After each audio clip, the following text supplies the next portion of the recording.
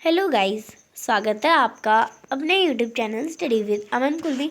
आज हम लाए हैं शिक्षा निदेशालय राष्ट्रीय राजधानी क्षेत्र दिल्ली की कार्यपद्धति नंबर 37 जो कि क्लास 6 के लिए। विषय आपका विज्ञान है। डेट है जिसकी 13 नवंबर 2021। आप अपना नाम और अपने कक्षाध्यापक का नाम लिखेंगे। आज हम अपना चैप्टर प्रकाश, छाया और परावर्तन कंटिन्यू करेंगे, जिसका टॉपिक हम दर्पण और परावर्तन के बारे में पढ़ेंगे। प्रकाश तरंगे सतह पर प्रहार करने पर अपनी दिशा बदल सकती हैं, इसे हम परावर्तन कहते हैं। यानी आप देखिए, इस सतह पर प्रहार हुई तो ये दिशा बदल गई, इसे हम परावर्तन कहते हैं। दर्पण जो है, अब ये देखिए, ये जो चीज़ है ये दर्पण है, एक वस्तु है जो प्रकाश को परावर्तित कर देती है।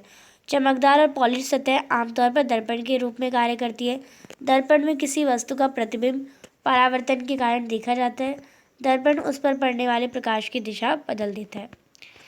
जब हम किसी सतह को खुरदरा कहते हैं तो ऐसा हमारा मानना है कि उसका खुरदरापन सूक्ष्म स्तंभ स्तर पर है। यहाँ तक कि पेंसिल पर इनामल पेंट की चिकनी दिखाई देने वाली सतह भी माइक्रो लेवल पर बहुत खुरदरी होती है। जब प्रकाश, अगर आप किसी कहेंगे अरे ये टेबल तो बहुत स्मूथ है, पर वो भी एक टाइम पे खुरदरी है। अगर हम एकदम माइक्रो लेवल पे देखें तो प्रकाश किरणें कई अलग अलग कोणों पर परावर्तित होती है। इसके कारण हम किसी सतह को भी कोण से देख पाते हैं। आप देख सकते हैं अलग अलग कोण से ये देख रहे हैं। मेज की खुरदरी सतह को प्रेषक देख रहा है टॉर्च की लाइट को। अब इसी पर बेस कुछ क्वेश्चन है। पहला प्रश्न है, प्रकाश का परावर्तन क्या है? तो आप यहाँ से आंसर करेंगे, प्रकाश का किसी सतह से टकराकर उसी माध्यम से वापस लौटना प्रकाश का परावर्तन कहलाता है। दूसरा प्रश्न, दर्पण को परिभाषित कीजिए। तो आप लिखेंगे, वह चिकना और पॉलिशदार तल जिस पर पड़ने वाले प्रकाश का अधिकांश भाग परावर्तित हो जाता है वह दर्पण कहलाता है। तीसरा प्रश्न है, क्या होता है जब प्रकाश के किरण दर्पण पर पड़ती है?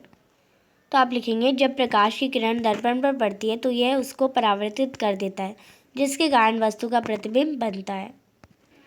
चौथा प्रश्न है, परावर्तन के लिए चमकदार सतह की आवश्यकता क्यों होती है?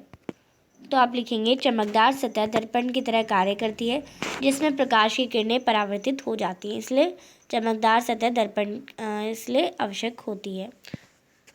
नेक्स्ट है, किन्हीं दो पदार्थों के नाम लिखें जो अच्छे परावर्तक हैं। तो आप लिखेंगे दर्पण और स्टील प्लेट। तो आप इसे कर लेंगे।